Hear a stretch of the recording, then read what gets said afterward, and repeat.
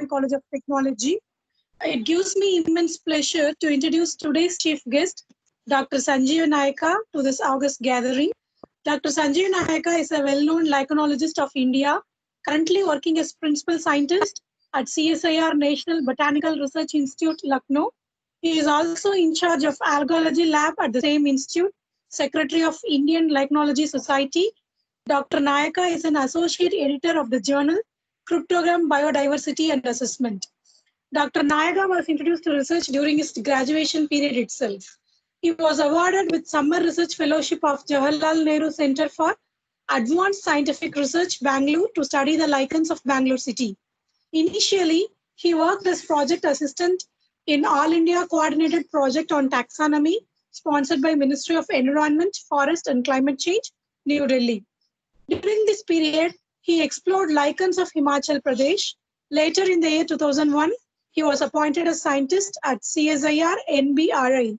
Dr. Nayaka revised the genus Lyconoris for his doctoral thesis at CSIR NBRI and obtained his PhD degree from RML Avatar University, Fyzidabad. His research interest includes taxonomy, biomonitoring, and bioprospecting of lichens. So far, he has described 20 lichen species new to science and reported 45 new lichenized and lichenocolous fungi for India. Dr. Nayaka had traveled throughout India and published lichen floristic accounts for several regions. His major works involves study of lichens on Himachal Pradesh, Uttar Pradesh, Gujarat, and Eastern Ghats of Andhra Pradesh. He also made survey at 14 protected wildlife sanctuaries. He has visited Antarctica twice, South Africa, Singapore, Thailand, Qatar, Ukraine for studying the lichens and their ecophysiology. Dr. Nayaka has handled 5 research projects as principal investigator, and he is co-investigator in more than 15 projects. So far, he has guided 2 PhD students and another 5 are pursuing their PhD under his guidance. He is a recognized PhD guide in 6 universities of India. He is an active reviewer of more than 15 research journals, and he has delivered more than 20 invited lectures on various occasions and also interviewed by various newspapers. He has organized 2-day national conference and organized about 10 biodiversity awareness workshops at various schools and colleges of Uttar Pradesh. Dr. Nayaka has published more than 150 research articles in peer-reviewed journals and books. He has participated in several national and international conferences and published about 130 abstracts. Most of his research papers are available at ResearchGate.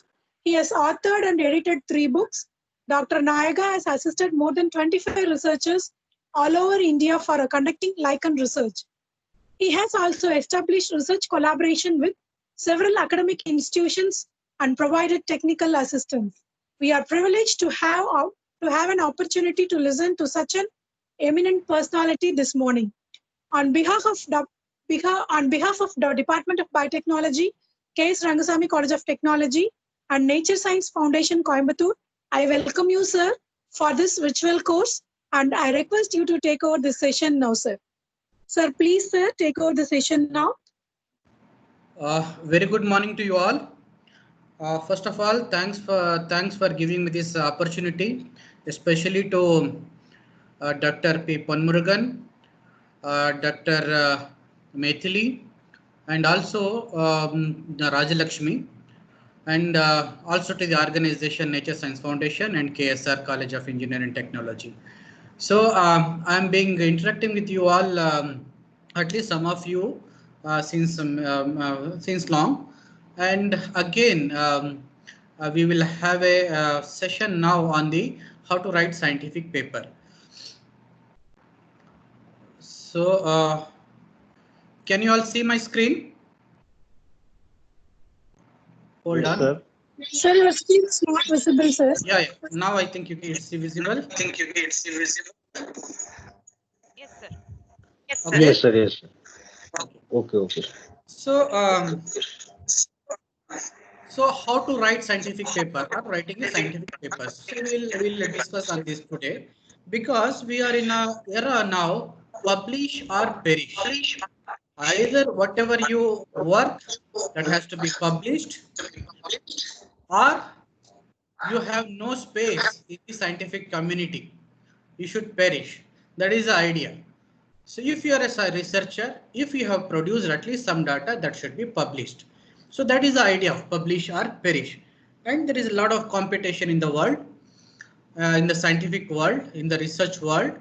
And so publication is one way of judging your capabilities or scientific caliber. So that is why you have to publish it. Okay.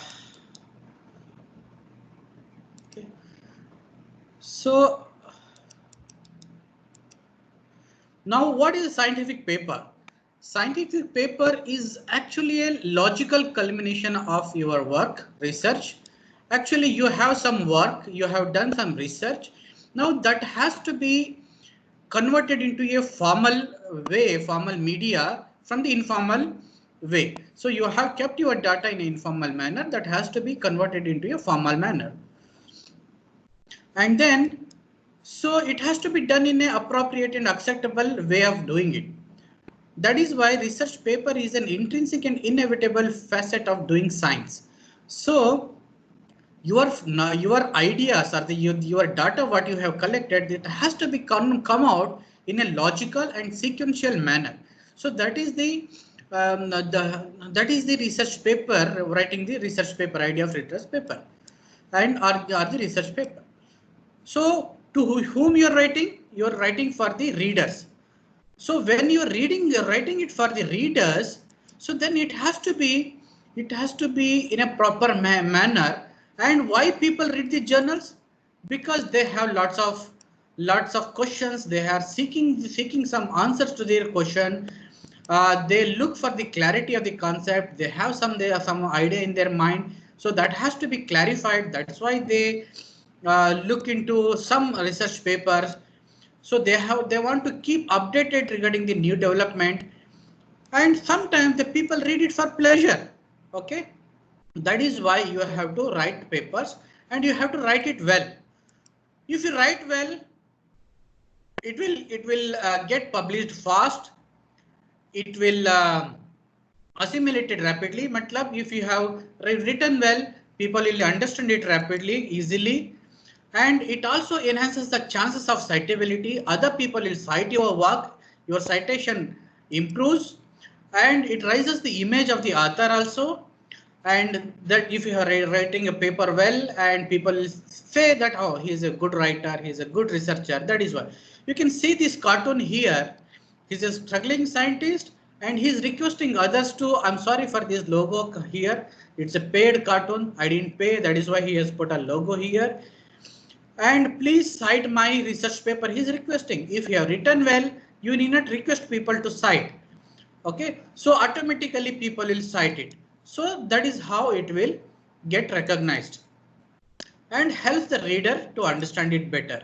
So then you are writing the papers for the journals, and you have to select a good journal. We'll come to this one. And functions of a good journal then. What is the function of a good journal? It provides a place to register your work. You have done a work, and it will get, they will give you space for registering your work. And it legitimizes the research through peer review, because when you have submitted a research paper to a journal, it will be sent to the reviewers. The reviewers will read it, and then you will authenticize it. That is how it legitimizes your research work. And then acts as an archive. So it keeps on collecting the research papers of you and the other people. So that is why it acts as an archive, and it provides access to the credible science. So all the credible science you can access through the journal. Serves as a communities, practicing physicians and all. It's actually acts as a community for all the people. So then, what are the qualities of a good paper? What you call as a good paper? So you call it as a good paper when there is a sequential arrangement and the logical expression of the idea is there, and statement of research question is there, where there will be a clear cut statement of research question, and then reports new data information in a logical sequence, and then presents a new evidences. You are presenting some novelty, some new evidences you will present for a questions. Then discussion and implication will be there, and you can see this cartoon. So some rubbish paper has been communicated to some journal, and this peanut is telling that what did we do to hurt you? I mean, what did we do so that you are sending this paper to you? Like that, it's question. So when you send a page article to a journal, and they should not feel that it is a bad paper, and then you are wasting their time. So now there are two types of researcher. Type 1 researcher is the one who has some question in his mind. Okay, so he is a asker, or seeks answer for his question. When you have some question in you, some ideas already you have, then according to that question, to get the answer to that question, you will design some experiment and generate data accordingly and interpret the result. And then once you have a data and the result, you will arrange it in a sequential manner and publish it. So now you see here carefully. Here the question is first, what is your question? If we have a proper question, then you can design it and properly and generate the data accordingly. So there are second type of researcher. They're actually clueless. They do the work first, and then they generate random data, and then see how meaningfully you can arrange it and how you can publish it, in what way you can publish it, whether you will put all the data together or will split it. Like that, the people will do it. So the people belonging to second category are more. First they do the work, then they will try to arrange the data, and then try to write a paper. So in this case, there are chances that you will mess up, you will cook the data, you will not be having a proper sequence or the proper question to answer, proper aim or the objectives. So you will be in trouble here. That is why if you want to generate a good paper, if you want a good write a good paper, then you have to have a good question with you. So then let us say you have done some experiment, you have some data. So then you have to ask all these questions. Do you have something to say? Whether similar findings is reported before by somebody else? Is there a need for another report when there is already such papers are available in the public domain? Then there is a need, whether there is a need for another paper, whether your data is more convincing, whether your methodology is very rigorous than the other methodology, whether your sample size is enough, like that. So then before writing a paper, if for that matter, before writing a research paper or conducting any research, you have to do the thorough literature survey. For example, literature survey is a must. You have to update your knowledge, and till last date you have to search your literature. Then by doing the literature survey, you will confirm the novelty. You will confirm whether it is a first report of its kind. And also you will, by doing the literature survey, you will find the gap areas. And not only you are searching in the English language, you have to search in the local languages, maybe in your regional language or on the languages of the different states or the countries. For example, there are a lot of journals from the China, Russia, Germany, maybe in Spain. They are all published in their local languages. Although you cannot read it, at least the abstract part will be English, you have to read it. Now there are lots of softwares are available, apps are available. You can easily convert any paper, any language paper into English. So reading is not a problem nowadays. So that is why not only the journals in English, you have to see the articles of the other languages also. So you should not miss out. So you have to come out with the novelty or new information, something like that. So then, Manlo, I mean, you let us say you have a good novelty in the in your paper. Then again, you have to say what is the key message you are giving to the people. What is the key message through the journal, your article? Decide the key message. That is very much important. At the end, you have to give some message. What are the main points you are telling? That is important. And you have novelty, you have some message. Then again you have to question whether that merit writing a paper. Then again you have to decide on the importance. You have to apply so what test you have to apply. You have everything is fine. Whether you will add to the knowledge of the people, does it clarify some issues, push the frontier of the knowledge. That means it will increases the it will enhance the knowledge of the present, whatever present it is there. It will improve some knowledge. These kind of questions, or it is just a one more paper. So whether it is useful to some people. So these kind of questions you have to ask. Then again you have to decide on the audience. Who cares for your publication? Who reads it? So who will take interest in reading your paper? Whether you are the generalist or the specialist, local audience or the global researcher. So, the specific follow-up or the refutation of the earlier studies has to be there.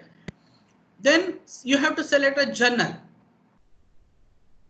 So you have data, you have decided now which journal you will send it. That is most important. This is the first first stage in the publication. You have to select a journal, whether it is a journal which is interest to the journal audience or the specialist journal.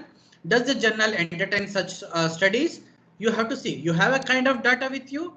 You have to see that particular journal will entertain such studies. When you see a journal, you have to see the scope of the journal, guidelines of the journal. So in the scope, they have written what kind of data they will publish, what kind of information they will publish. You have to see that. Other consideration also should be there. Kind of article the journal publishes, type of data they will entertain. So audience who reads it, and the speed of publication is also important. For example, there are good journals, but if you submit the papers today, that will be published after 2 years, or they will minimum take 1 year. So it depends now. Is it okay with you? Journal is good, but 1 year is okay with you? Then okay, you submit it. Otherwise, sometimes what happens, people usually, especially the research scholars, they start writing the paper at the fag end of their PhD. Now according to the current rule, you have to have 1 or 2 paper before you submitting the page, thesis. In that case, usually your data gets accumulated at the end of your thesis, end of your PhD. Now you want a quick publication. So you decide whether you want a quick and the good publication or very good publication which is taking time. You have to decide. Now there are different types of journals. Print only journals, some traditional journals are still print only. Online journals, only online they publish. Then there are many journals nowadays, they have both print and the online. Then there is something called as open access journal. See, open access journal is different from the online journal. So see, online journal, you can see it online. If it is not open access, you will see only abstract. But whereas the open access journal, it's online journal, you can completely read it. Okay, you can download it. So online journal may not be downloadable or fully readable. So this is the difference. Then SCI journal, Science Citation Index, and nowadays there is something called as expanded Science Citation Index expanded. So Science Citation Index is that the journals usually having impact factor. I'm telling the word usually. or sometimes it will not be having the impact factor, but it is cited by the other people and it's cited to be a considerable number of times. So that is Thomson Reuters is the company organization which does the Science Citation Index. So it should be either Science Citation Index. Nowadays you also have Scopus Index journal, and there is a Web of Science listed journals. Nowadays for the universities and all UGC approved journals are there. And now there is also something called as preprint journals. There is a site which is called as preprint. Before you publish an article in a journal, you can put it as a preprint, publish it online. So while doing this preprint, publishing it preprint, it is not published properly now. It is only preprint. You cannot cite it, but since it is available in the public domain in fully online, people can read it, they can comment it, they criticize it. When the people comment and criticize, it is as good as being reviewed by the journal reviewers, peers. So sometimes people consider this also. Before publishing in a particular journal, they say you first preprint it. So that is also possible. Once you get a good comments, criticism, you can improve your paper and then submit to a journal. That is also possible. So whatever the case, in all these things what I'm telling here, you should submit a paper to a peer reviewed journal. Okay. Now there is other category called predatory journals or pseudo journals. I have given here the link here. You can see. So what are these predatory journal? This is mostly online journals. They're quick journals. They'll publish your paper. Whatever you give, they will publish. What they want? They want some processing fees. As low as 500 rupees to 2000 rupees, 2500 rupees. You give them the paper, your article and this money and they'll publish it. They will not peer review it. They will not send your journal to a peer review peers for the reviewing it. So simply they will publish it. They may not have ISSN number. They may not have DOI number. So like that. So if you publish your paper in a predatory journal, it has no value. It is absolutely publishing nothing. And you will be under scanner and the criticism. That is why you have to publish your paper in a peer-reviewed journals only. Now, Bell's list of potential predatory journals. This is a list. This is a person BLA. So he has listed the all journals which are predatory before deciding a journal. After deciding a journal, you can see whether it is in a predatory journal. And also you can read these articles through these links.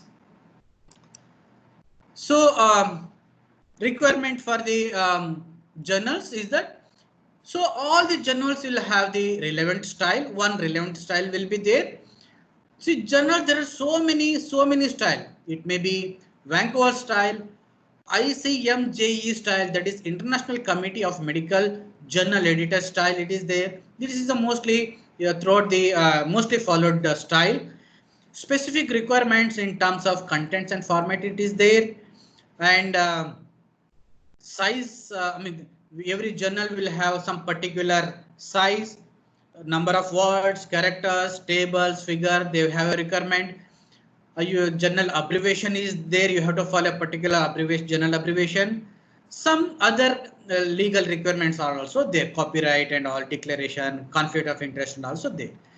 So there are different types of manuscripts of the paper. What are those? There are many, but I have listed only few, like research article. This is a proper research article, full length article. Review article. Here you are reviewing an article. Then short communication. You are communicating something very short information, short communication. It may be a 1 page or within 500 words or 750 words, maximum 1000 words, not more than that. Scientific correspondence. So you have some scientific information. It's the research information only, but it's very small. You are publishing it as a scientific correspondence. So if there is a short communication, then there may not be a scientific correspondence. Scientific correspondence you can see in the current science. Sometimes there will be comments. It is comments on the some article published in the same journal. So comments to that. Then there will be opinion. So opinion again on the some article published in the same journal or some research opinions. General article is again a research article only, much generalized in the way. Correspondence is purely correspondence to the chief editor of the journal. You are corresponding something, you are writing a letter to the editor. Then there may be a news article, news information, and sometimes reports of some small findings or some reports of conference workshops or something like that. Of course, that cannot be considered as the research paper. So now you have all the data with you. Now it has to be arranged in a logical way, and also you have to organize your data. Original data should be now analyzed properly. You should have some tables, graphs, photographs, charts, and the graphics. Statistical analysis has to be done to your research.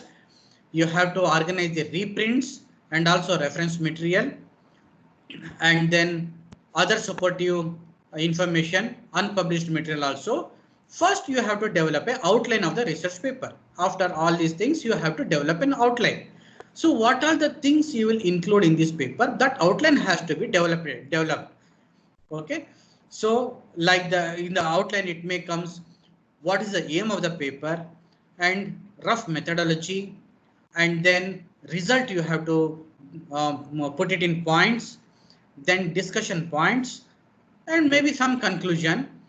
So these things you have to make an outline. What you are going to say in this paper, what are the things you are going to communicate or write in this paper, that outline you have to prepare first. This is the first steps. Then there is something called as IMRAD format. So this is again convinced by Sir Bradford Hill. He's a statistician from UK. And it will help the researcher to write a paper in a logical sequence. It is very well accepted throughout the world, very much relevant to the disciplines, all disciplines also. Now, this is that IMRAD format. So, I means introduction, M means material and methods, result, R means result, A for and D for discussion. So this is recommended by International Committee for Medical Journal Editors. So, but instead of making this very brief, IMRAD, this is fine. So I would like to split it into several of the letters. So in a sequential manner, let us see this. T means title, then A for author or authors, again A for affiliation, again A for abstracts, then K for keywords, I for introduction, M for methodology or result, D discussion, C conclusion or acknowledgement, and R for the references. Sometimes now result and discussion people will club. You can club it or you can keep it separate. Okay. So now let us see one by one. Title, how it should be. Title should be short. It should be one line. It should be very clear and crisp. It should convey the whole story of the paper. Whatever you have communicated in the paper, people should understand what you are going to say through this paper by reading the title itself. Okay. So title should not be very lengthy, going through 2-3 lines, a paragraph. No, title should be very brief.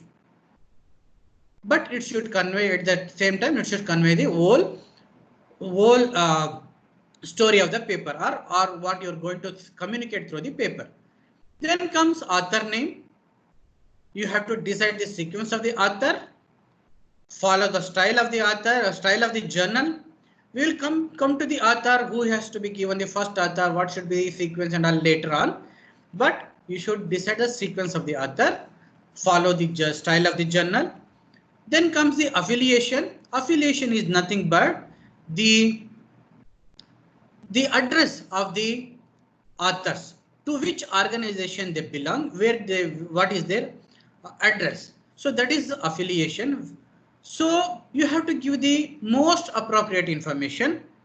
Small details of the location and all not necessary. For example, if I say I'm working at National Botanical Research Institute, my address will be Lichenology Laboratory, National CSIR National Botanical Research Institute, comma, Rana Pratap Marg, Lucknow, India. If I'm publishing it in a outside India journal, abroad journal, I write after Lucknow, pin code and India. If I'm publishing within India only, then I'll write after Lucknow, pin code, comma, Uttar Pradesh, I'll write. So I will not write the other information like I belong to a division, plant diversity, systematics and herbarium division. I will not write this one, lengthy. I have written already Lichenology Laboratory. I will not also write post box number 634. I will not write this. I'll like that affiliation should have more appropriate information, whatever required only. You need not write that gully, this route, that house number, that building number, that floor and all. It's not necessary. You should not waste the space of the journal. You should be very careful. It should look decent. Okay. Then comes abstract.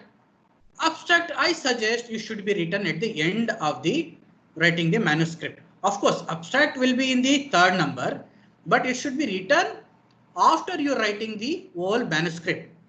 Because after writing the whole manuscript, you will have a complete idea now how you have to briefly convey your research work through abstract. So that is why it is better if you write it at the end. It should be brief, preferably it should be not more than 300 words. So it should be it should be conveying all whatever the things you have done in the work, in the research paper. Probably it will include 1 or 2 lines of introduction, including hypothesis. Aim of the study should come in the abstract, and very few lines, 1 or 2 lines about the methods. And then it should come result and the discussion part also. Discussion is not important in the abstract, but it should have result. Up to result it should have. It should be very brief. So sometimes some journals, recently I submitted a research paper to a journal called Plant Ecology and Evolution. So they splitted the abstract part into these kind of things: backgrounds and aim, methods and key results. So some other journal may have hypotheses and something like that. So that is again a brief only. So it's a part of the abstract or the style of the abstract. Then comes keywords. Keywords should be 5 to 6. It should be 1 word or 2-3 word phrase. Not more than 10. Sometimes some journals will specify only not more than 10, that is okay, but otherwise 5 to 6 keywords are enough. Okay, it should be 1 word or phrase of 2 words or not more than 3 words certainly. Then, for example, lichenized fungi. I can say lichen, but since I used lichen already in the title, so I would like to give other one. I will use lichenized fungi. That is now 2-word phrase, or lichen forming fungi, like that. Northeast India. So now it is actually 2 words. If you say north and northeast is 2 words, then it becomes 3 word, like that. So then you should be very careful now. This is very important. You should not use the word that is already being used in the title and the abstract. Okay, because title and the abstract are already keywords. Title is taken already as a keyword. So now you should not repeat the same words in the keywords again. Keywords are given for easily retrieving the data from the internet sources, or it is easy for the making the database also. So once you have given a keyword, and based on those keywords, the database is prepared and you can easily retrieve those data. And you have to use the specialized word as well as the broader area, so that whenever people search, your paper should easily downloadable or retrievable. That is why. So you should be very careful. You should use specialized as well as broader area. For example, I publish some paper on lichens. I use general terms as a taxonomy, general keywords, taxonomy. It's a very generalized biodiversity. But I have done a work on a specialized field.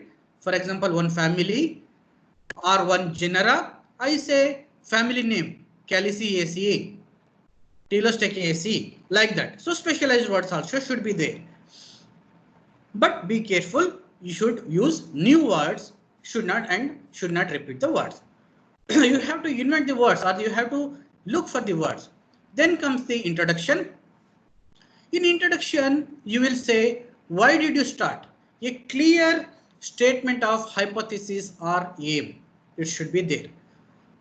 So probably introduction will have 1 to 2 lines of introduction to the subject in which you are writing the paper.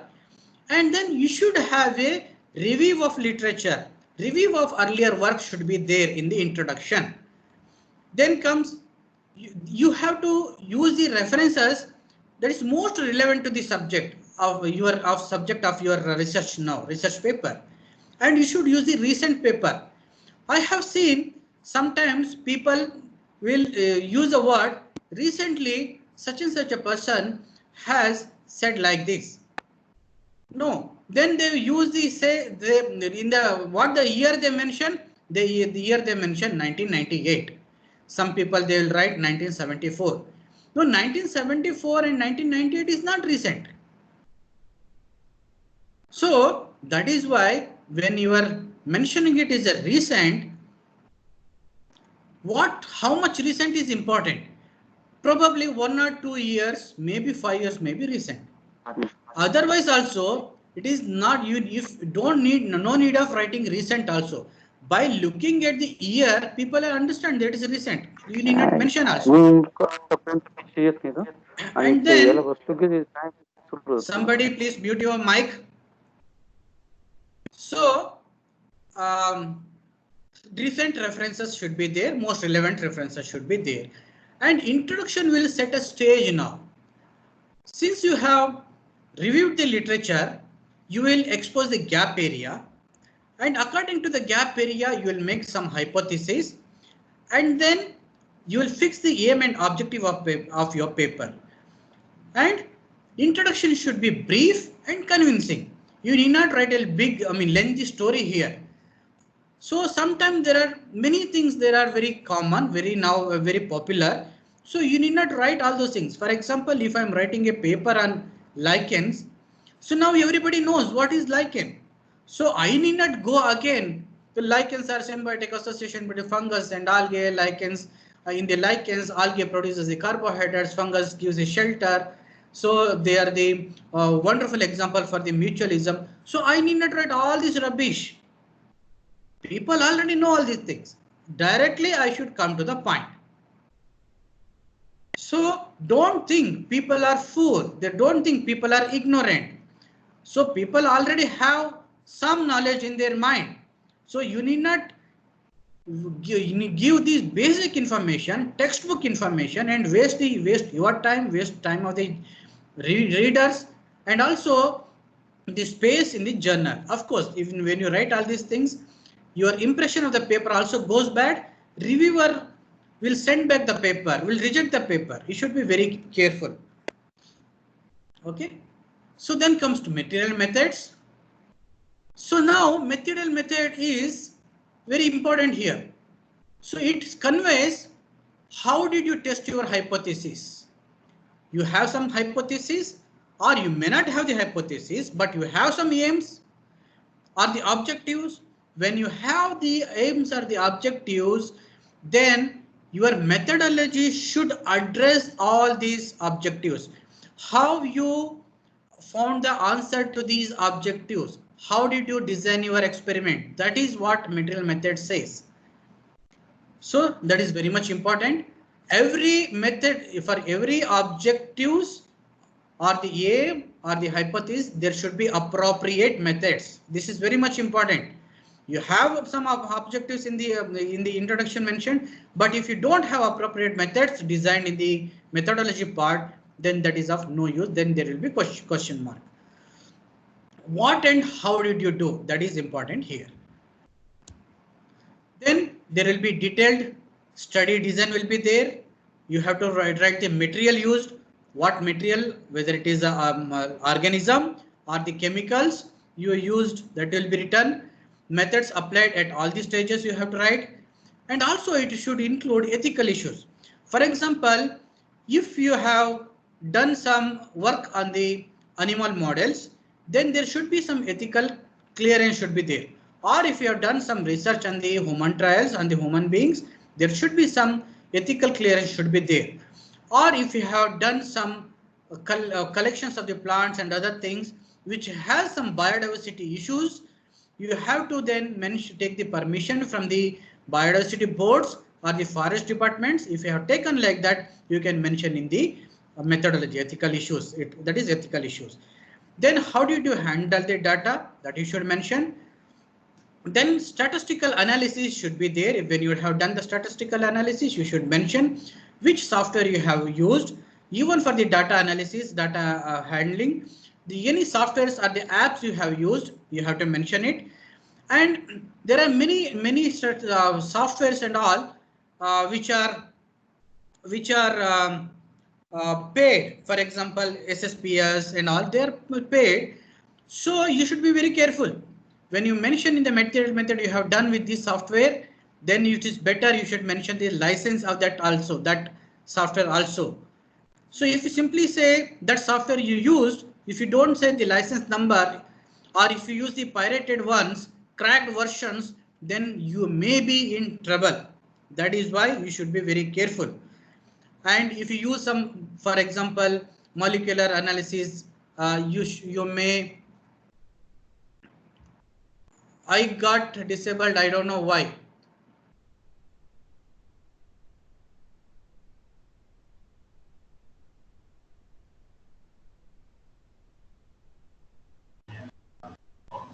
Okay, I'm back.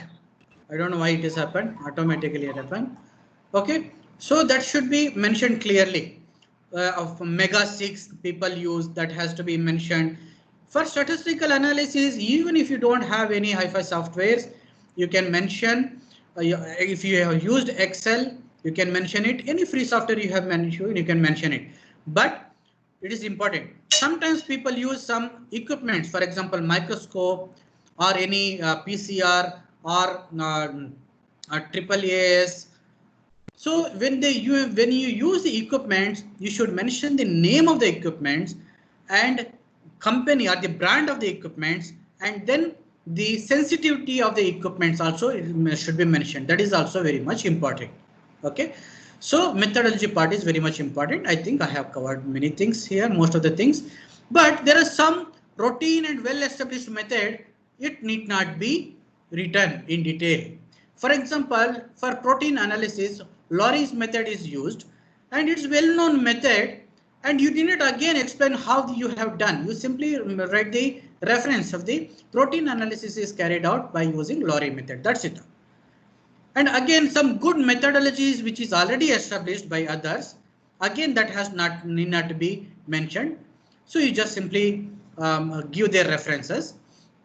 And some people I have seen, they will write they will mention methodology is slightly modified from some XYZ, some year they will give. When you write you have slightly modified somebody else methodology, then you should mention what is that slight modification you made. You should mention it, whether you have increased or decreased the composition or the duration of the treatment, whatever. You have to mention it, the slight difference, slight modification you made. If you simply may write that methodology is slightly different, modified from others, it's not going to help. In result, in the result, what did you find? You see, you should be very careful in the result again. Result and discussions are different. If you're combining it together, okay, fine. But if you're treating it different, separate headings, then you should be very careful. In the result part, you will write what did you find. You will write only the result part. You will not discuss anything here. Now you have some objectives, aims. Accordingly, you have designed some experiments, methods. Now you have got result according to that. You should result only the result. You have, for example, you have done some antimicrobial studies. You have some methods. I have seen some people, what they do, they have the bad habit of repeating the things. For example, in the introduction also at the end, they will write the objectives and then they will also write how did they do it. Then they will elaborate how did they do it in material methods. And again, when they come to the result part, again they will write the method part. Antimicrobial study is carried out through disk diffusion method or well diffusion method. Array, you have mentioned it already in material methods, no? Why are you again mentioning it in the result and disk result? Do you think that reader will forget how did you do? No, you should not repeat it. Repetition of the information will spoil the mood of the reviewer, not the reader, reviewer.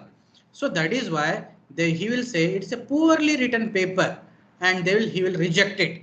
So that is why. So you should be very careful. Result part straight away. It is already known that you have done antimicrobial studies with disk diffusion method. You should say that the disk diffusion method gave such a result. The inhibition zone of the particular extract or the control is this much, and you in the bracket you will give the table number table. Okay, when there is a table, you need not explain much in the result also. You give the maximum, minimum result, and baki all the things you refer to the table, you mention it. Okay, only result. This experiment gave this result. This is this experiment. This one, this is this result. Maximum, minimum, and this much only. Then there will be there will be important points will be summarizing. Tables will be there. Figures will be there. Again here, very careful. If you are giving a table for some result, then figures will not be there. If you are giving figures, then tables will not be there. I mean to say tables and figures for the same table will not be there. Only one of this will be there. Okay, that is not a good idea that tables and figures will be there for same information. Okay. So as I told you, data should match materials and methods. And you can also report some unexpected findings. Some negative findings also you can write. There is no harm in reporting the negative results or the unexpected results. So you can mention it.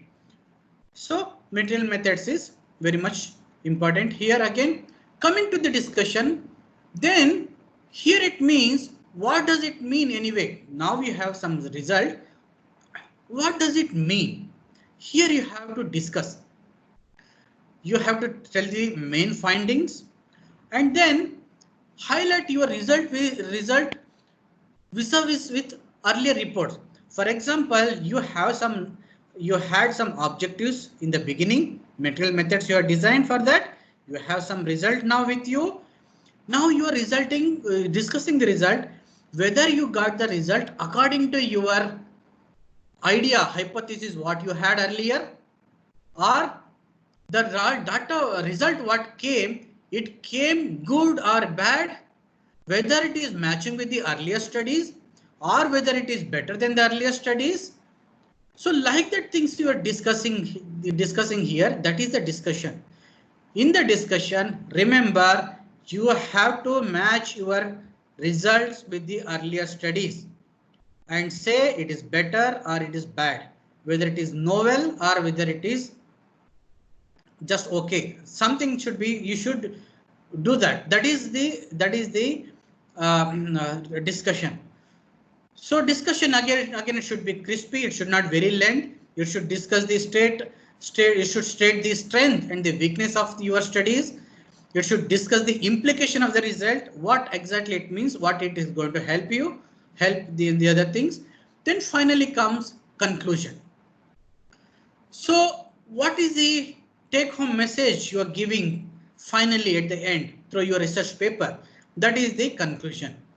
How does your work enhance the existing knowledge? That is conclusion. Is there any chance for the further improvisation? Whether there is some possibility of future work, how one should take this present research in the future. So like these things you should come. So usually people will write, so this is the preliminary studies, or this is the one stage of the studies, and there is a for getting the further clarification in this particular aspects, there is a need for in-depth studies. People will write like that, or so people will write that. So people can do, or the researcher can do the studies in these kind of lines. This has to be carried out like that. You should give the suggestion. You should not hesitate to give the suggestions or mention the improvisation, because thinking that other people will carry out that research and then he will excel. That kind of feeling should not be there. Then comes the acknowledgement. Now you should list all the contributors who do not meet the criteria for the authorship. They should be acknowledged. It's not necessary that all should be given the authorship. There are some people whose contribution is not good enough for the authorship, but certainly you can give them you can acknowledge them. Then you should, in the acknowledgement, you should give the mention the financial assistance who are given in the material support, that should be acknowledged, and your parent organization should be acknowledged. Funding agency, as I told you, it should be acknowledged. If you have taken some permission from the forest department or from the any local organization for your research, you have to mention it. So then when you are writing a acknowledgement, you should mention their role. That is important. Function or the contribution should be described. For example, such and such a person, we are thankful to XYZ for who critically reviewed the study proposal, or who collected the data, who provided and cared for the study of the patients. So like that, you simply should not mention the name and leave it. So we are thankful to, for example, I'm telling you, we are thankful to Dr. D.K. Upreti, comma, to Dr. Rajesh Bajpayee, Dr. such and such a person. Simply you should write that has no meaning. You should write, we thank Dr. D.K. Upreti for authenticating the lichen material. If you don't have anything to write, but you want to acknowledge, of course, if he has supported the work, certainly you will acknowledge. So, but you don't know what to write, at least you can write for his encouragement, constant encouragement, for moral support, for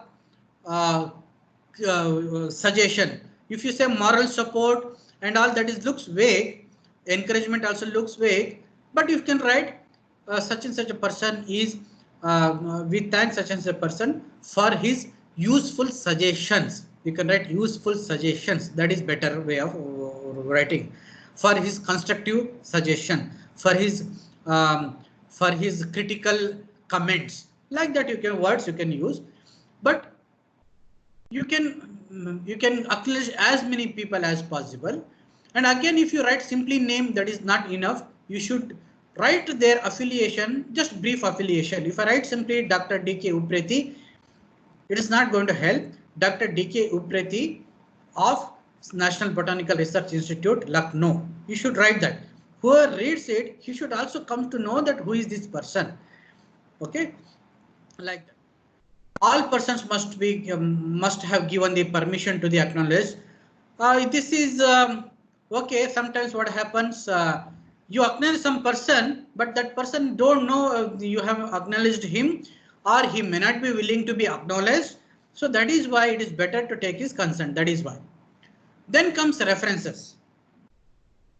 References, every journal will have an appropriate style of referencing. So there is an appropriate format also. It is not good to over self-cite. You should not cite your paper very often. So you should be very careful. You should not in self-citing. Choose the seminal references. Seminal means very important ones.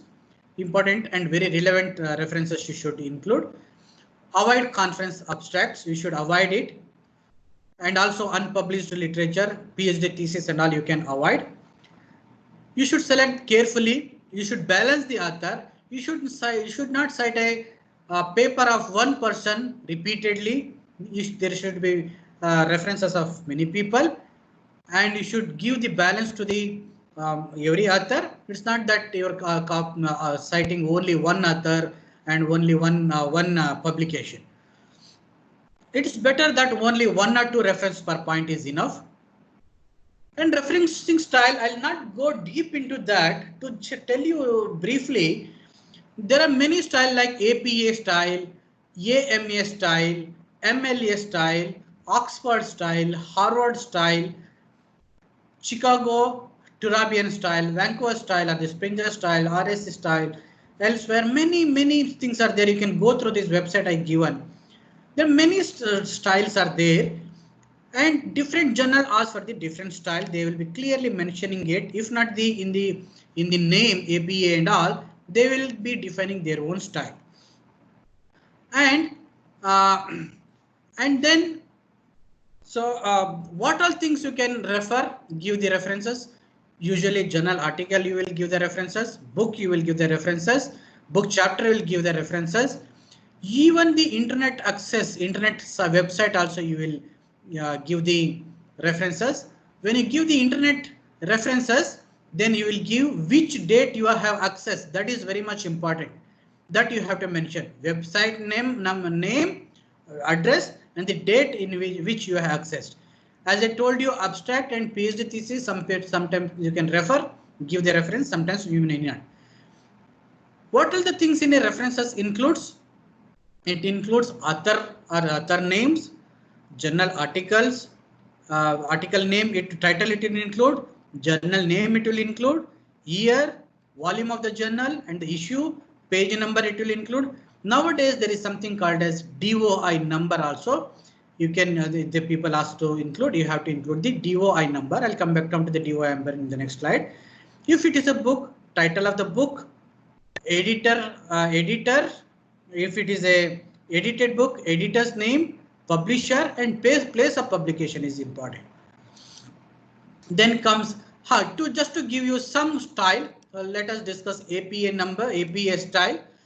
So when you're citing the paper references, there are in two places you cite. Within the text or the manuscript also you cite, and in the bibliography. At the end you are listing it. That is called bibliography. Also you will cite it.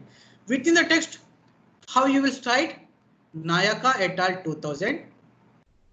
2006 semicolon Easton colon 2008, like that. This will be usually come at the end of the statement. Whatever statement you write, at the end it will come.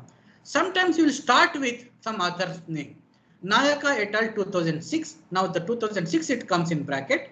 Some statements. Okay. So here in the bracket. So how it then you will cite? You will cite here like this in this style, particular style. You will write like this. Names here you can see end written is right like this. Written is like this. Comma is here, and here in the bracket. Then the title of the article, journal name, again comma here, volume, issue, comma, page number, and DOI number. Book chapter is written here like this. Editor name and all will come like this. AMA style, American Medical Association Journal. Here you have seen the Current Science Journal, where they will superscript the references. Here you can see superscript 1, 2, 3, like that they have writing here. So it will not follow in alphabetical order. For example, in the previous slide you have seen, here in this case the in the bibliography, in the reference listing, it is alphabetically arranged. But in case of here, it is not alphabetical. Whatever the alphabetical, whatever the name, it is listed according to the their occurrence sequence of occurrence. Okay, first 1, 2, 3 like that. So this is superscript. So then it will be written like this. For example, research articles here. Here you can see year comes at the end after the journal year, semicolon, volume, issue, and then this one. Page number like that chapter. So year comes here. This superscripted here. Then digital objective identifier DOI is something like this. So you can see there are different types they will write. For example, you can see here HTTP DOI some number is there. This is called as the DOI directory. This is prefix. This is the suffix. So in this way you can see the DOI number. So for example, they have given the journal name. Sometimes journal name is coded here. In these cases, journal name is there. Here it is short form. So like that will be there in various form. But this much is common. First, this much is common and suffix may not be common here, but this is common. So since this much is common, what is the best way of writing the references? Like this. DOI. There may not be a space here, then this prefix and then all the suffix only. Okay, then there should not be any comma full stop after this. So this is how you will represent the DOI number. Now we have written the paper. It is all ready. Now first draft is ready. Now what you should write? You do, then keep it aside for a few days. Because what happens, there is something called as writer's block. So you will take a lot of time in writing the paper. Finally, your mind gets saturated. You feel that you have written now very well. You have put all the efforts now. So since you feel that you have written well now, you have put a lot of efforts. So the mistakes, silly mistakes in the manuscript will not be visible now. You will start ignoring it, or it will not be visible at all. You will start feeling good, everything. So that is called writer's block. You will not feel like writing anymore. That is why you should keep it away. Then after sometimes you take it back, maybe 2 or 3 days or 1 week, you take it again, write it, read it and rewrite it. So this is what the steps. Pre-writing it, that is draft it. You peer review is that you review it yourself, or you show it to the co-authors in the paper, or some colleagues you show it. Then again revise it based on the comments. You again revise it. Then you edit it again. Then you send it for the publication. So this is the steps. So this is what writer's block. You can see this fellow has written EX, and then for writing 2 more letters, maybe exit. So he is taking a lot of times. He is giving the reason that he is under the writer's block. So this were only fun sake. Then final step, again, it's not a final again. Check for the fluency, clarity, accuracy, economy of the word. Check for the scientific style, format of the journal again. Revise the final step, show it to the co-authors, colleagues for the treatment. Check, recheck. Then submission of the journal. Follow the submission procedure. Follow the minimum etiquettes. Etiquettes in the sense. So there is a discipline is there while writing to the journal. You have to write a decent covering letter. If you're submitting through online, then there is no covering letter and all. So simply you submit it through online process. But if there is a chances of writing some message, you should say, dear editor, please find enclosed here with such and such article for the publication, for its consideration in your reputed journal, so and so. That's it. That is enough. So only Indians probably use so much of formal languages like dear sir. Some people are too good, or too bad. They'll write respected sir, respected editor. So there is no need of using the word respected and all. So then again we will start with the due respect. No need of like that. Dear editor is okay, but if not dear editor, you can write editor. Please find enclosed. This searching. That's it, and not more than that. You need not write that you have put so much of effort in writing this paper. You have done an excellent work. This is the only known work in this area. This is a very novel work. No need of explaining all these things. Just write 1 or 2 lines. That's it. You can the second line you can probably write, kindly acknowledge the receipt of the manuscript. That's it. So you should also, that is the etiquettes. You should understand the review process, how it is being reviewed and all. You should, after submitting it, you should be patient also. So writing a paper is not easy. After you have submitting, now this paper is there in the submission, I mean in his hand, submitting it, and here it is being accepted. Before that, there is a long way to go. These people are all reviewers and the editors. Okay. So when you submit a paper, it is first, I'll come to the next, this one. This you can see here. When you submit a paper to the journal, first thing it is pre-review. This is reviewed by the journal editor himself or herself. Okay, before sending it to the reviewer, he or she, the editor, would not like to waste the time of the peer reviewers. So that is why he himself will see this. If it is matching with the author guidelines, if it has some stuff, then only he will send it to the peer reviewers.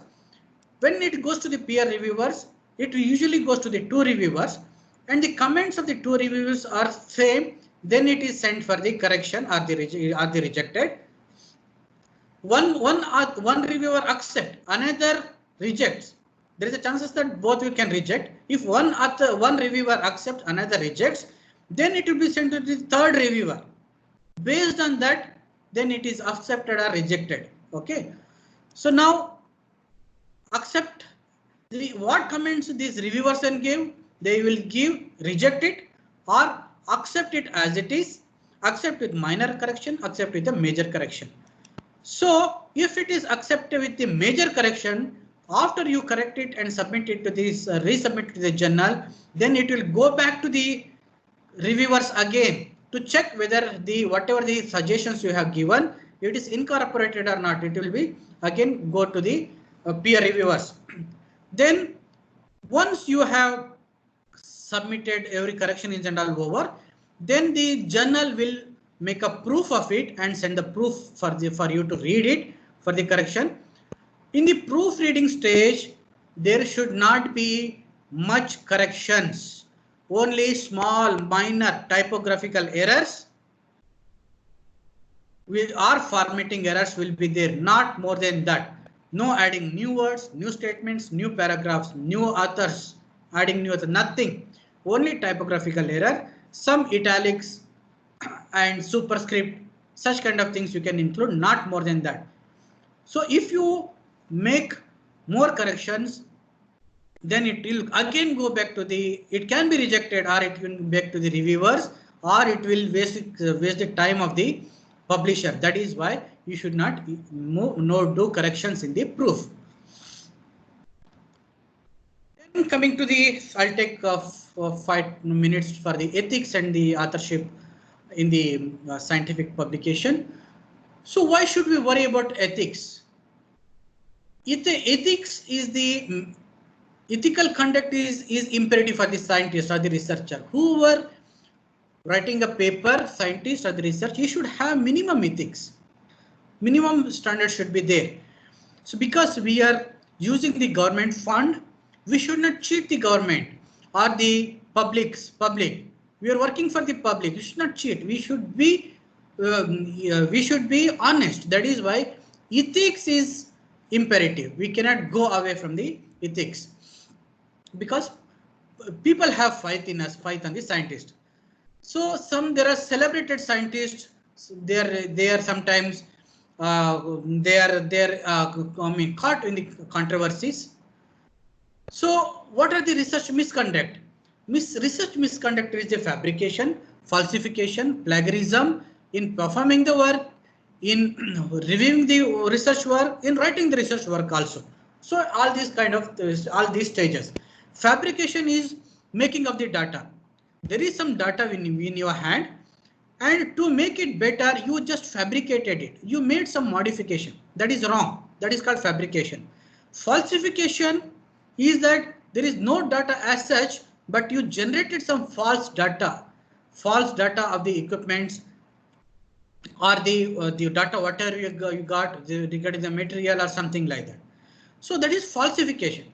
Plagiarism is while reporting, you are following somebody's idea, somebody's statements without giving due credit to that person. That is called plagiarism. So you are quoting somebody's work or somebody's statement or somebody's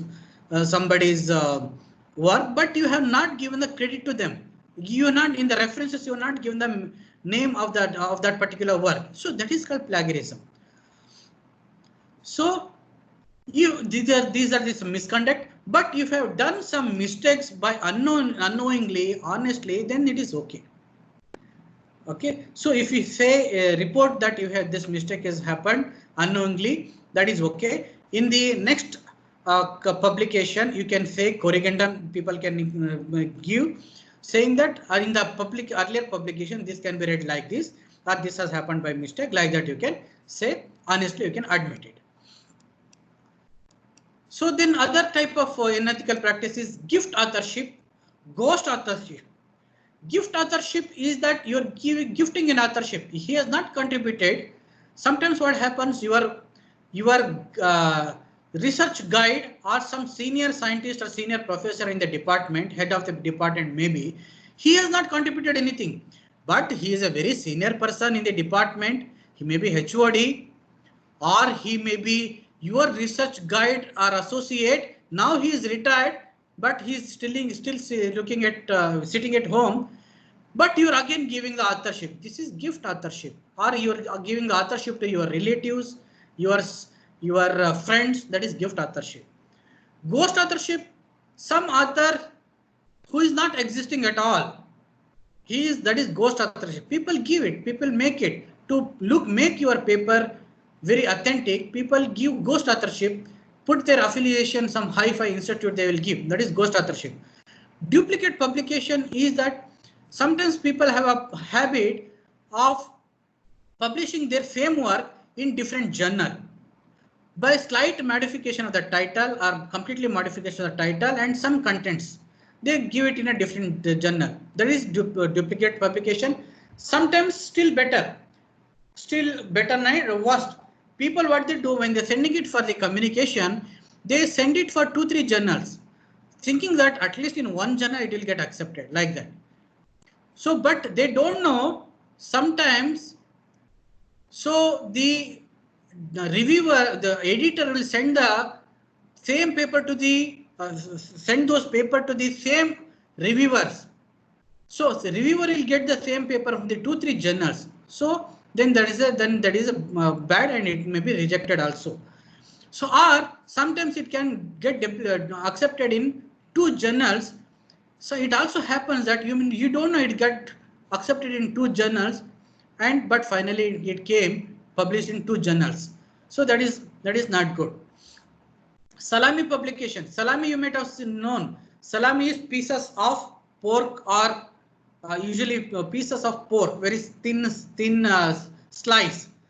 So here what happens? You have one data for one publication, but you split into several publications, 2-3 publications, and published it. So splitting the same data into 2-3 publications is salami publications. Then conflict of interest. Conflict of interest is very much important. Conflict of interest is mainly involving money. So if your research is influenced by some monetary things, somebody has funded it for, somebody has given money for manipulating the data, or somebody has given the money for conveying some wrong messages in the research. So these all comes in the conflict of interest. So that should not be there. Money matter funding should be very much clear, should be declared.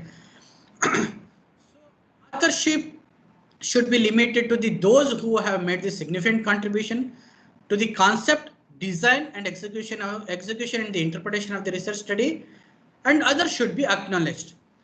Sequence should be determined in a progressive manner. Who has contributed much given the first authorship, then comes then less contribution, second authorship, third with less contribution, like that. It should go progressively.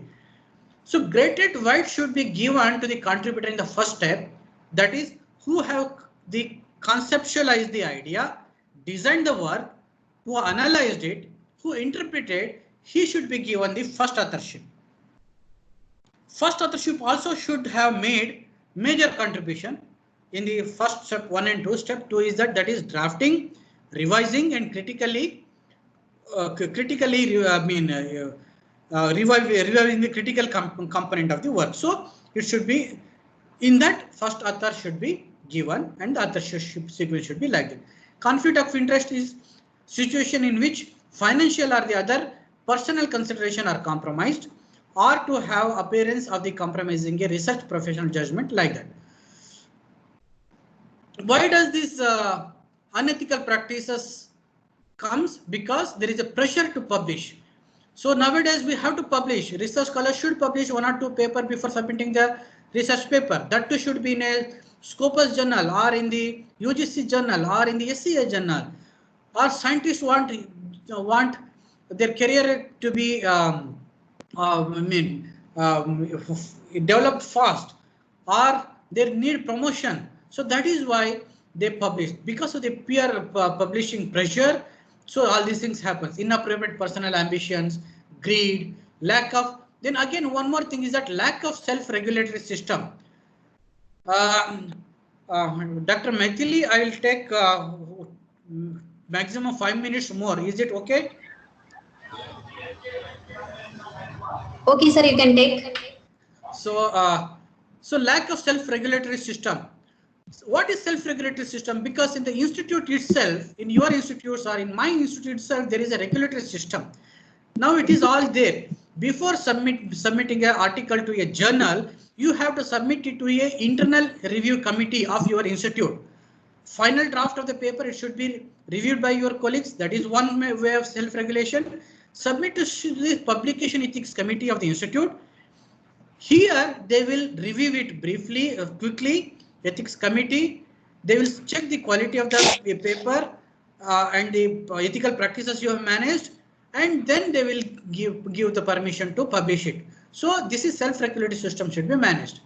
There is something called as COPE, Committee on Public Ethics. Publication ethics is also there. It's an international committee. It has some guidelines also. Some case studies in India. So he's a Dr. Vijay Gupta. He's a geologist in the Punjab University.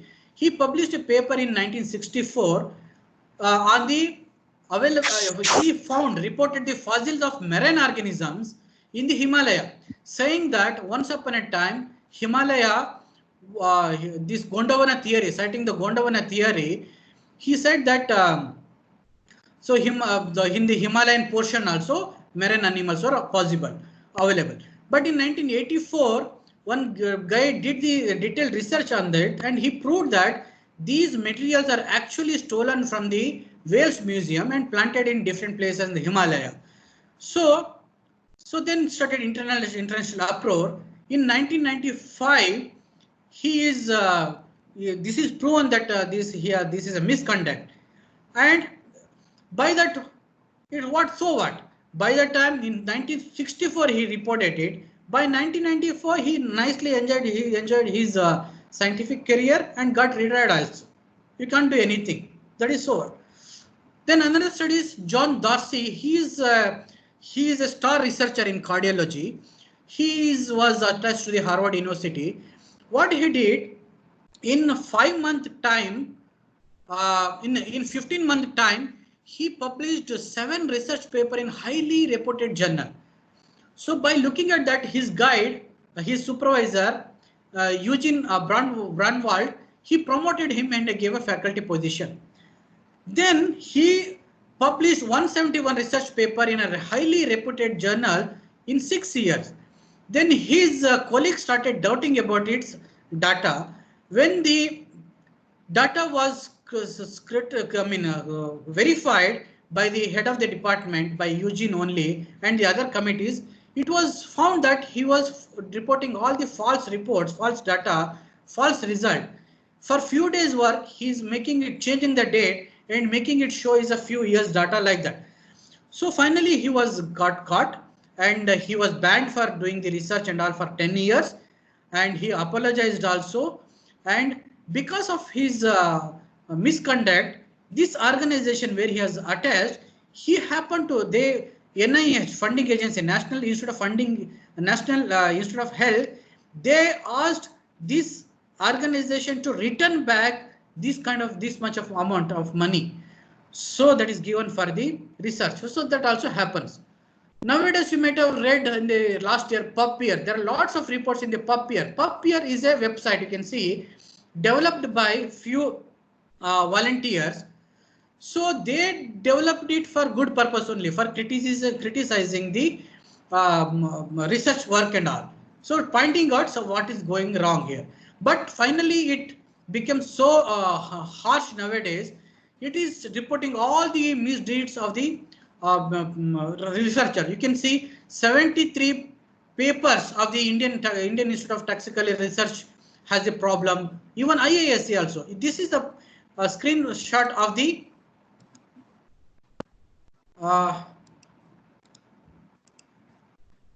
IITR. You can see here in this case, you see this and this image are same. He just cloned it here like that. So these are the images which I have used by the scientists, IITR scientists.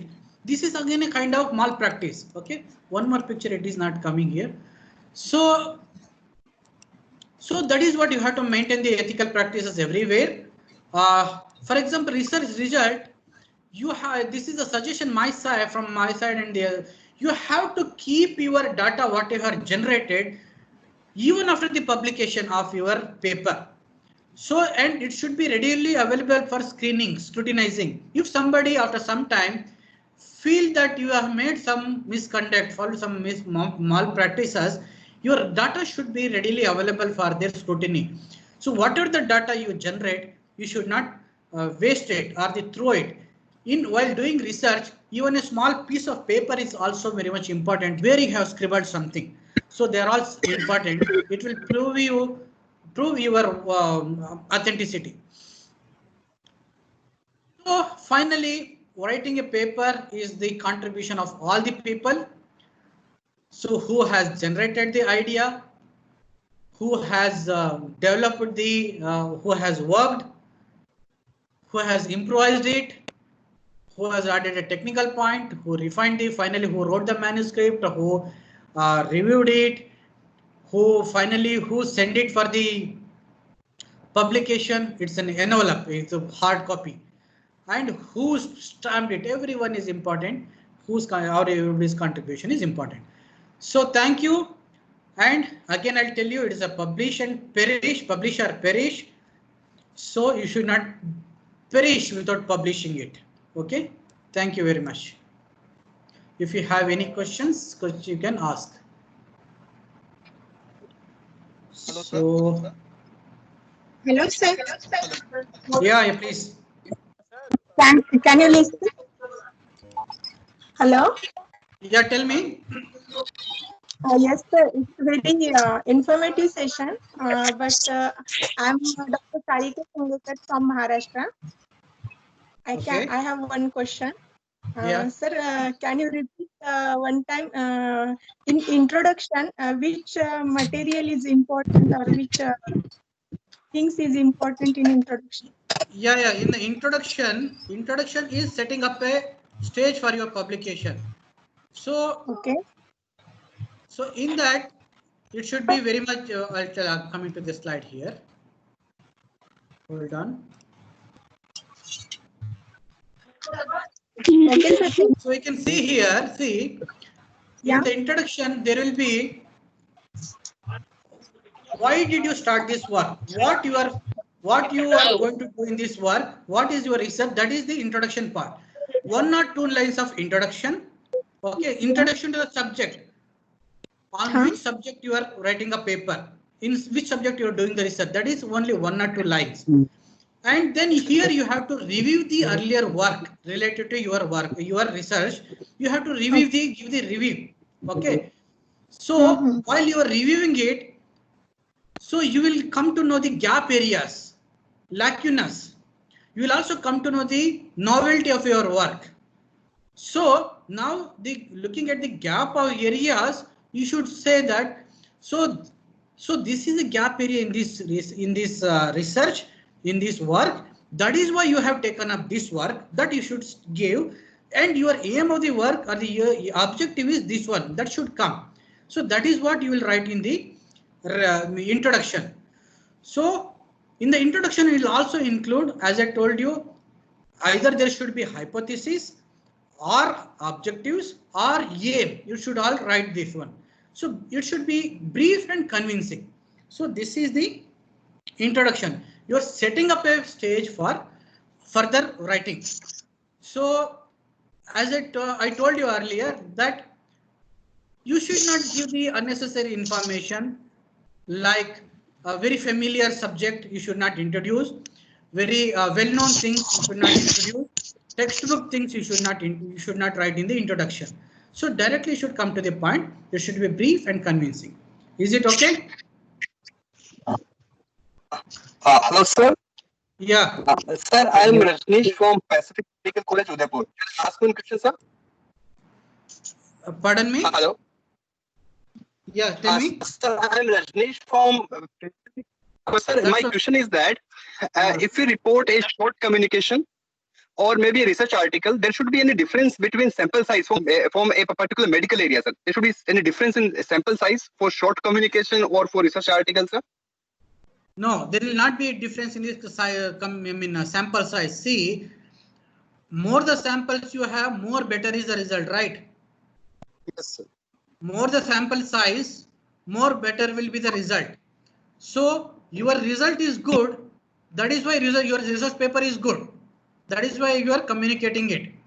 So sample size do not have any thing to do with the kind of research paper. Short communication is that maybe that in the medical research what you are doing, you may be publishing a small part of it.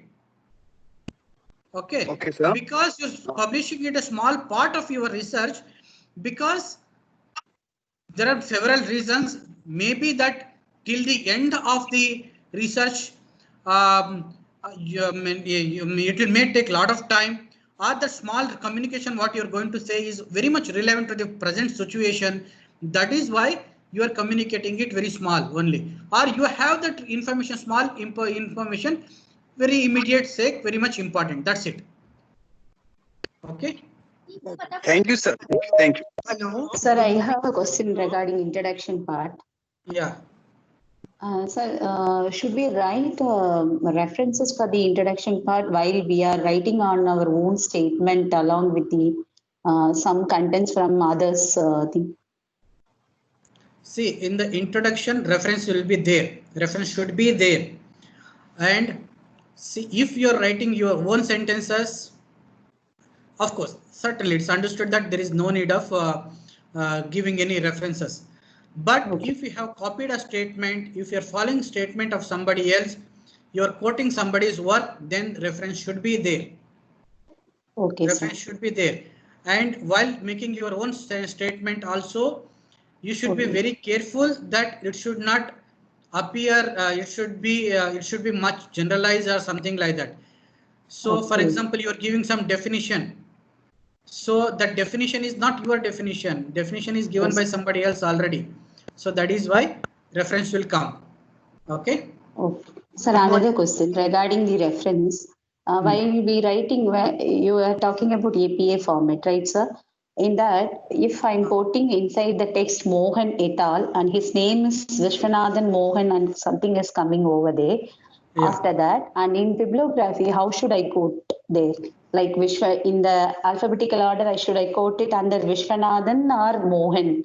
So many times it's going wrong, and while I was writing my thesis, I just messed with that.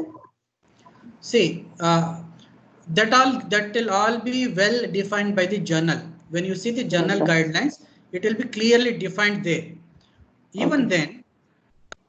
then, when you are citing the references in the introduction part and all, it should be chronological.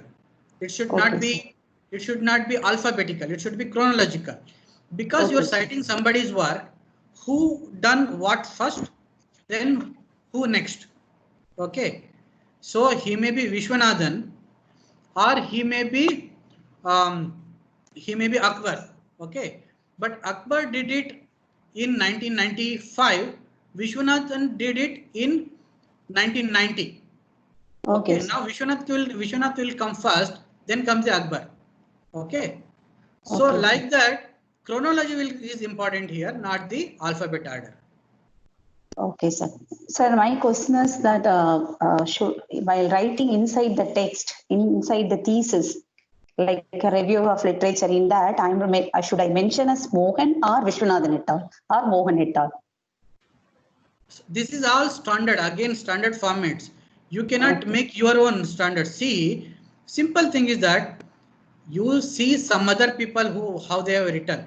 See, you Yes, sir. see, it is very much important. I'll tell you why. Because there is one author, my co-author, Anjali Devi Bodhicherla. Anjali Devi Bodhicherla. Bodhi. Okay, sir. So, okay, accordingly, her first publication. So, what we did here, usually the surname comes first. Okay, Bodhicherla BD. Yes, sir. Bodhicherla AD. AD. Bodhicherla Anjali Devi. Yeah. Surname Okay. comes first. Okay, Sanjeeva Nayaka, yes. Okay, so this is a usual practice. But that lady said that Sir Bodhicherla doesn't look good. I don't want my surname to be given. So that is why I would like to say my Anjali should come first. Okay, So sir. we did Anjali BD in the next publications and all. So now in the all our next publication is coming in through the Anjali BD. So Okay, sir.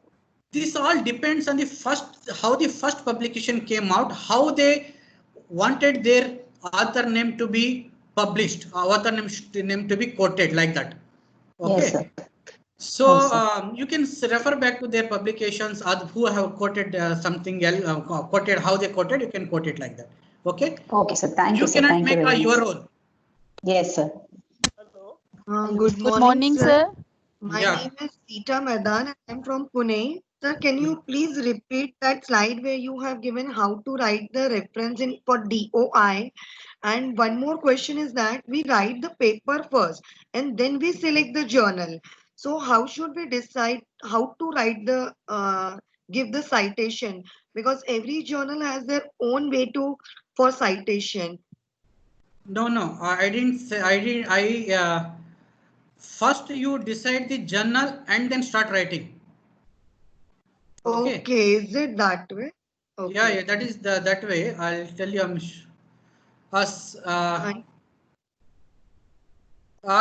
Somebody else's screen is already there. That is why I cannot show you my screen.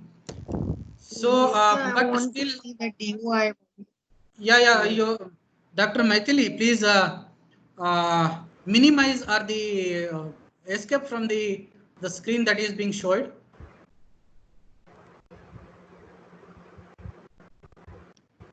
Yes, sir. Yeah, I'm sharing my screen.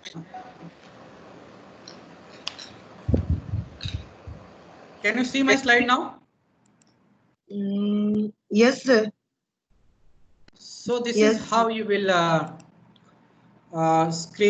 DY write number you will write. See, this is the DOI, D in small, there should not be space. And then this prefix, suffix. This is common. DOI directory you need not write. This is how you should, this is the standard way of writing the DOI number. But again, when you go back to the journal's guidelines, instruction to author, then there will be they will be returning it, writing it, okay, mentioning it. So the other question is that there are so many journal, how do you decide it? So so that all I finished it, completed it in the beginning itself. So this is how do you decide a journal?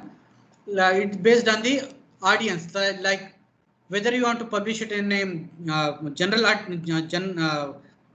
wide audience journal or specialist journal.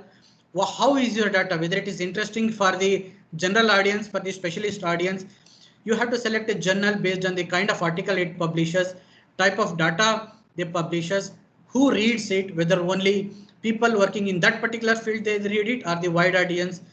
What is the speed of the publication? These criteria you should select, and then you should then the once you decide a journal, then there is a relevant style and all. You have to follow the style. Okay. Then again the arrange. Then you go for writing it. Arrange the data accordingly. Develop an outline, and then you follow the IMRD follow it, and this follow. That's it. Okay. I think it is clear. Thank you Anything so else? much. Hello, good morning, Yeah. sir. Good morning. Hello, sir. I am Nitin from Punjab University. Yeah. Sir, I have a question regarding the results and discussion. In Yeah. both, as you have said that we have to describe the findings. So, sir, Yeah. how to make a difference when we report to findings so that 1 minute. we can avoid the repetition?